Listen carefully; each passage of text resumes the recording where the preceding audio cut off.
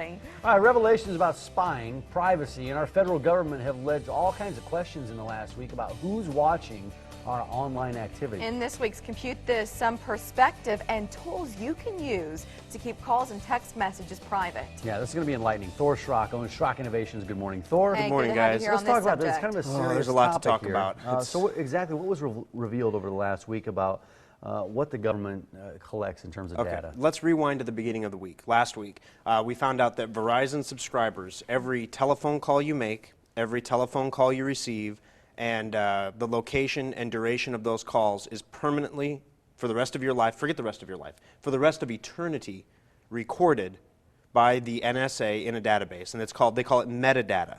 Metadata means they're recording the details of a communication, but not the communication itself, is what the NSA is saying.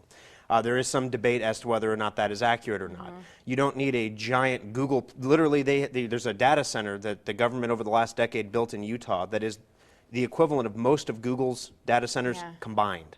It's enormous. It's the biggest data center in the world. You don't need a data center that big to store metadata. Metadata you can record every Verizon caller's metadata for their lifetime on one hard drive if you wanted to. And then let's step forward to Prism, which was sort of this expansion of, holy cow, it's not just Verizon customers. Well, there was one step before that. See, there's Yeah. so much going on. People are missing the steps here because then after that, a couple days later, we found that different internet companies may be working with the government to provide access to your online accounts. And specifically, they name Microsoft, Google, Facebook, Skype, soon to be Dropbox, all these big companies that if the government wants to take a peek in your Dropbox or take a peek in your Google Drive account or your Microsoft SkyDrive, they can just do it anytime they want to. Now, all the companies have since come out and said, this is not true. So there's two schools of thought here. We've had congressmen and senators come out and decry the release of that information as a national security secret. So we know the government can do it.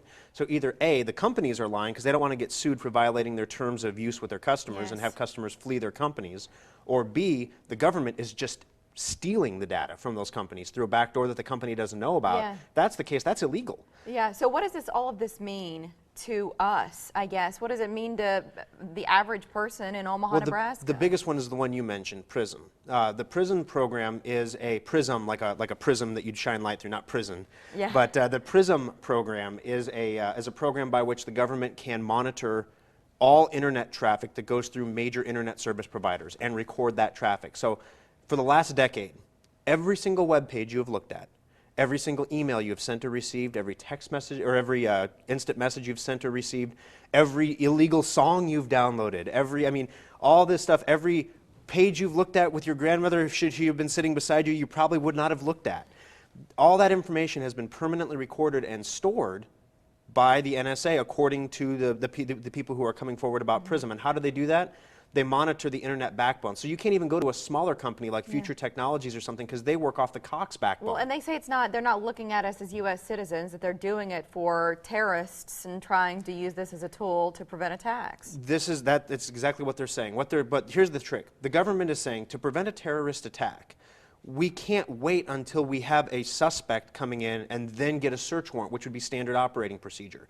We need to record everybody's communications, and we won't look at them, we promise. We have to record everyone's communications. Then when somebody comes forward and is a threat, we can retroactively go back in time and look at everyone who's communicated with them and bust up the ring. But look how well that worked out for David Petraeus. Now, I'm not defending the guy that had an affair when, lost his command of the CIA because of it.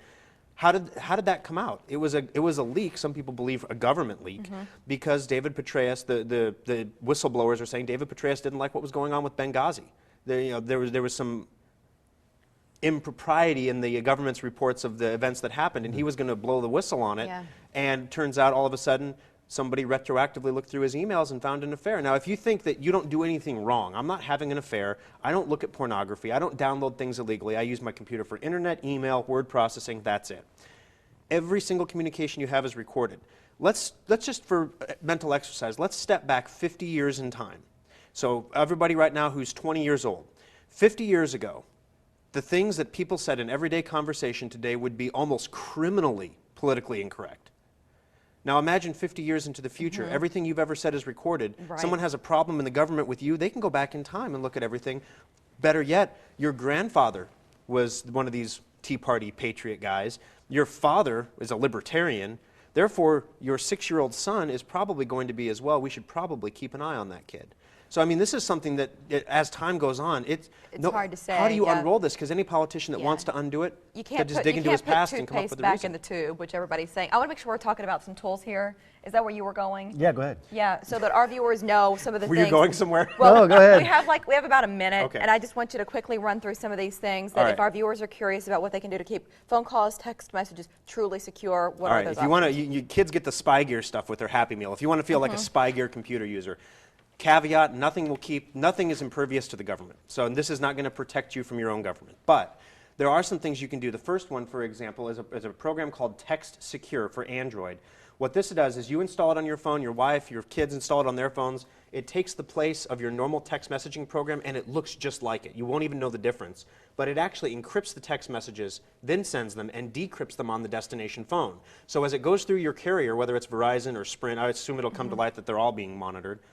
Whoever's in the middle won't be able to see what the messages are. And the phone is encrypted as well, so if you lose your phone, somebody can't just tap in there and get your text messages because they're encrypted. Yeah, we really have less than a minute. Which other one do you want to talk about? Red Phone, big one here. Red Phone is an Android program or app that you install on your phone. You make a phone call, and then you want to go to a secure line. You've heard that in the movies. You tap it adds this button to your call dialer called Red Phone. You tap it. As long as both people have Red Phone installed, encrypted phone call that goes right over your Wi-Fi instead of through the carrier. You're off the carrier network. You're not using your minutes either at that point. Oh, wow. Yeah, so that's kind of neat. Okay, if you were curious about those other two options, get in touch with Thor. They're on our Facebook page.